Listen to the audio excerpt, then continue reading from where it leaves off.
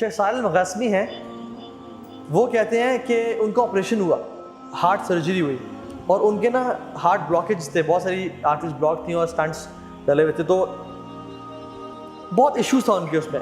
تو وہ کہتے ہیں کہ it was a lengthy operation. کہتے ہیں کہ میں بڑا پریشان تھا. ڈاکٹرز نے میرا آپریشن کیا، سکسیزفل ہو گیا الحمدللہ، ٹانگیں لگا دیے، میں اٹھا تو آئی واز ریلیکسڈ.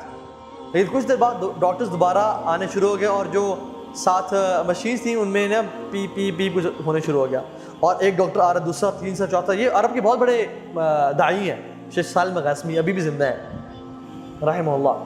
تو ڈاکٹرز آئے اور وہ کہتے ہیں میں اب تو بہت پریشان ہو گیا کہ اب کیا ہو رہا ہے. تو انہوں نے ان کی شکل پہ نا پریشانی دیکھی، میں مزید پریشان ہو گیا. تو انہوں نے کہا کہ آپ کے جو بلاکیج تھے نا وہ سم تھنگ ہیپن کہ بہت زیادہ نا بلاک ہو گیا، and we have to reoperate you again. تو ہمیں دوبارہ کھول کے سرجری کرنی پڑے گی. کہتے ہیں کہ پہلے سرجری میں تو I was a but relax, لیکن اس دفعہ میں بہت پریشان ہو گیا. تو وہ لوگ جب گئے اپنی اکوپمنٹس لینے کے لیے اور اپنے چیزیں لینے کے لیے، تو کہتے ہیں آئی واز ریئلی ورڈ. کہتے ہیں کہ میرے ساتھ ایک نا آئی تھنک لیبنانی نرس کھڑی ہوئی تھی.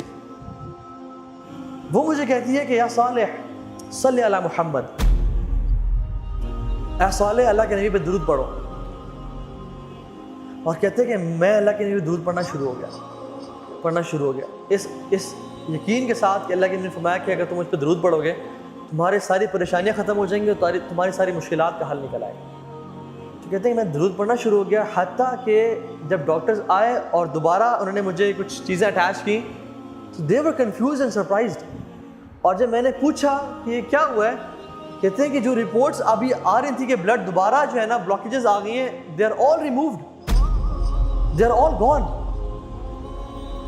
اور کہتے ہیں کہ مجھے اس دن اللہ کے نبی پہ درود پڑھنے کی فضیلت سمجھ میں آئی کہ کتنا افضل ہے یہ ذکر اللہ کے نبی پہ درود پڑھنا. سبحان اللہ. تو اپنی زندگی کو نا کثرت سے، جب بھی فری ٹائم ہے نا، درود کثرت سے پڑھا کریں، استغفار کثرت سے پڑھا کریں. ایک صحابی آیا اور کہا یا رسول اللہ نجات کا راستہ بتائیں، نجات کس میں ہے؟ فرمایا لا یزال لسانک رطبا من ذکر اللہ، اپنی زبان کو اللہ کے ذکر سے تر رکھو، اس میں نجات ہے. اے عقبہ بن عامر، اپنی زبان کو اللہ کے ذکر سے تر رکھو.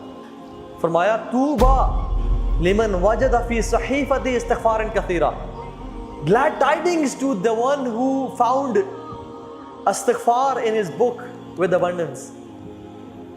خوشخبری ہو اس بندے کو کہ جو قیامت کے دن آیا اور اس نے اپنے اعمال نامے میں کثرت سے استغفار کو دیکھا.